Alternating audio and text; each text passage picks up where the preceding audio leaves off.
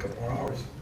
And, you know, I look at so far, I guess I'm going to give it a little rundown where we are, what we've been, but I thought coming off the Bahamas, I thought we played a lot of good basketball.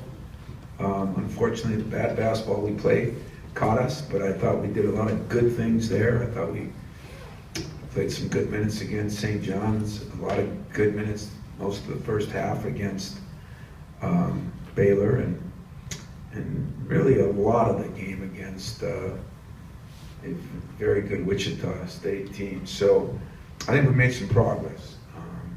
Still got a lot of deficiencies that you can see. Some of them are caused by the fact that I think we've played 5 teams now that'll be NCAA teams. There's no question in my mind. But what I like most about the Wichita State game is I did not feel like the second half of Baylor we competed. And I don't say that very often. And so then I came up with the, you know, big line of, are we fatigued? Are we tired? Is it, you know, some of it's my fault, all this stuff that seemed to create some controversy both in a positive and negative way. It was just the truth. I mean, I don't know. And so we really challenged our guys that night and the next morning. And probably one of the greatest things happened in the whole trip was they responded.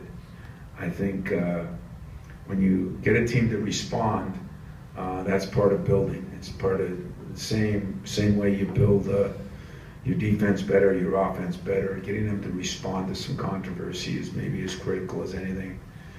In our last 5 games, you know, we've had a lot of 1-day and no-day preps, 2-day preps at the longest. Very difficult for a young team. And I saw some progress compared to, you know, maybe the short turnarounds, and how, again, I'm basing a lot on the Wichita State game because how we responded after that loss was exciting. And I've seen a lot of that in the same way, you know, that we lost the lead.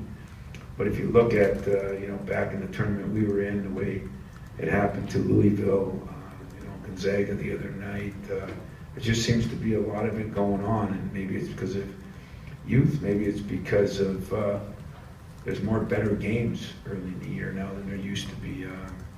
But our guys are excited to go to Duke. Yesterday we had the longest best practice I've had in 3 years. As far as, you know, we put a lot of time in. It was a day we could do that. You could see in the practice that they were focused in and excited, and I think we got some things done. But as far as Duke goes, been a lot of attention given to who's out. But I think there's 5 or 6 McDonald's guys still there. And unfortunately, they're the ones with a lot of experience.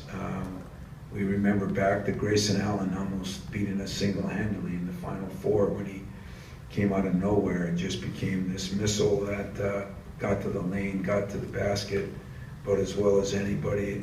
And him and Kennard, you have 2 guards that are very dangerous. They can score in a lot of ways, from outside on drives and kicks. I think one of the most impressive guys that I've seen improve has been Jefferson. He was out all last year. Him and Matt Jones are 2 guys that don't get as much publicity in some ways, but they're guys that have done very well for him so far. With Jefferson at 6'9" or so, 10, he can cover a lot of different people. He can switch.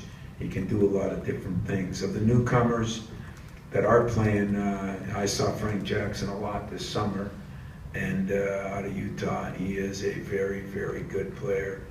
He's led the team in scoring in 3 games. He kind of reminds me of a Kyrie Irving, that he can beat you with a shot. He can beat you getting to the basket. He's been very, very impressive. And I guess the hardest part about playing Duke is, you know, they're very good at getting in the lane, drawing fouls. They're, I think, scoring 20 points at the free throw line a game, and that's a lot. And so we'll see if we can shore up some of our defending without fouling, which we've done a better job of in some cases. And then, of course, our other nemesis has been the turnovers, and we're going to have to continually correct that, which I think we've made some progress.